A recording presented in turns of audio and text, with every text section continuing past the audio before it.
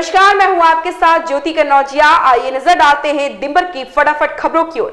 साल 2023 के आखिरी महीने में बॉक्स ऑफिस पर खूब रौनक देखने को मिल रही। दिसंबर में अब तक कई बड़ी फिल्में रिलीज हुई जो शानदार कलेक्शन कर रही। बहुप्रतीक्षित फिल्म सालार ने टिकट खिड़की पर धमाकेदार आगाज किया। वहीं शाहरुख खान की डंकी भी सिनेमाघरों में दस्तक दे चुकी है।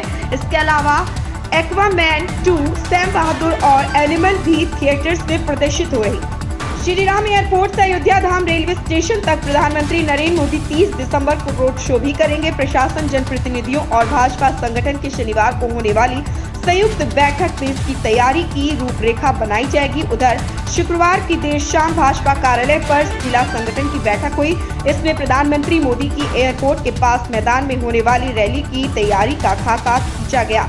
जिलाध्यक्ष संजीव सिंह ने बताया कि 256 शक्ति केंद्र से एक बस से सवार होकर कार्यकर्ता और समर्थकों को लाने की जिम्मेदारी सौंपी जा रही। इसी तरह महानगर के 60 केंद्रों से छोटे 4 पहिया वाहनों से लोग पहुंचेंगे। केंद्रीय वित्त मंत्री निर्मला सीतारमण और तमिलनाडु सरकार के बीच जुबानी जंग छिड़ गई। दरअसल गुरुवार को वित्त मंत्री ने दिल्ली में एक प्रेस कॉन्फ्रेंस कर तमिलनाडु के दक्षिणी जिलों में आई बाढ़ के लिए डीएमके सरकार पर कथित अक्षमता का आरोप लगाया और बताया कि केंद्र सरकार ने बचाव और राहत कार्यों के लिए तुरंत सहायता पेश की थी। अब वित्त मंत्री के आरोप पर तमिलनाडु के डीएमके सरकार ने भी पलटवार किया।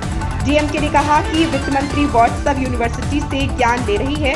वित्त मंत्री के आरोपों पर डीएमके के प्रवक्ता ए सर्वानंद ने तंज कसते हुए कहा कि अगर निर्मला सीतारमण भाजपा नेता के तौर पर बोल रही है तो उन्होंने व्हाट्सएप यूनिवर्सिटी से जानकारी ली होगी। भारतीय पहलवान बजरंग पुनिया ने भारतीय कुश्ती संघ के नए प्रमुख संजय सिंह के विरोध में अपना पद्मश्री पुरस्कार लौटा दिया। उन्होंने सोशल मीडिया पर इसकी जानकारी दी। बजरंग ने पद्म पुरस्कार लौटाने का ऐलान करते हुए भारतीय प्रधानमंत्री नरेंद्र मोदी को खत लिखा है। इस खत की फोटो सोशल मीडिया पर शेयर करते हुए बजरंग ने लिखा, मैं अपना पद्मश्री पुरस्कार प्रधानमंत्री जी को वापस लौटा रहा हूँ। कहने के लिए बस मेरा यह पत्र है, यही मेरा स्टेटमेंट है।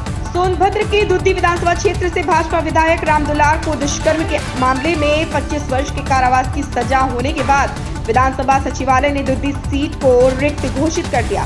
रामदुलार को 15 दिसंबर को सजा सुनाई गई थी। सर्वोच्च न्यायालय के आदेश के तहत 2 वर्ष से अधिक की सजा होते ही रामदुलार की सदस्यता स्वतः समाप्त हो गई थी। विधानसभा के प्रमुख सचिव प्रदीप दुबे ने 15 दिसंबर के पद रिक्त घोषित कर दिया है। विधानसभा की ओर से सीट रिक्त घोषित करने की सूचना मुख्य निर्वाचन अधिकारी नवदीप रेणवा को भी भेज दी है। अब निर्वाचन आयोग की ओर से दुद्दी सीट पर उपचुनाव की तारीख घोषित की जाएगी। मौसम विभाग द्वारा पूर्व में दी गई जानकारी के अनुसार पश्चिमी राजस्थान के सीमावर्ती इलाके में बूंदाबांदी और हल्की बारिश होने से सर्दी का असर तेज हो गया। शनिवार को प्रदेश का मौसम शुष्क रहने का अनुमान है। कई इलाकों में सुबह कोहरे का असर देखने को मिला। विजिबिलिटी 10 मीटर से भी कम रही।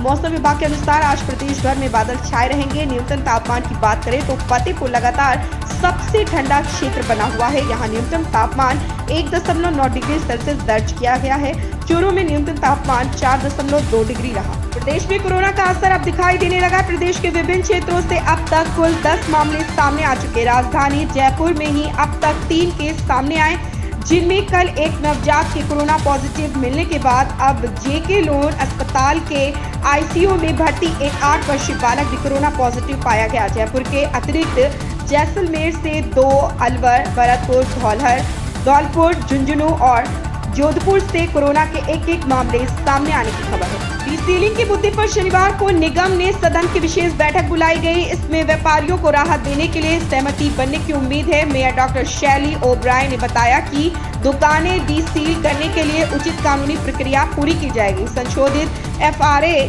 फर्श क्षेत्र अनुपात को जांचा जाएगा।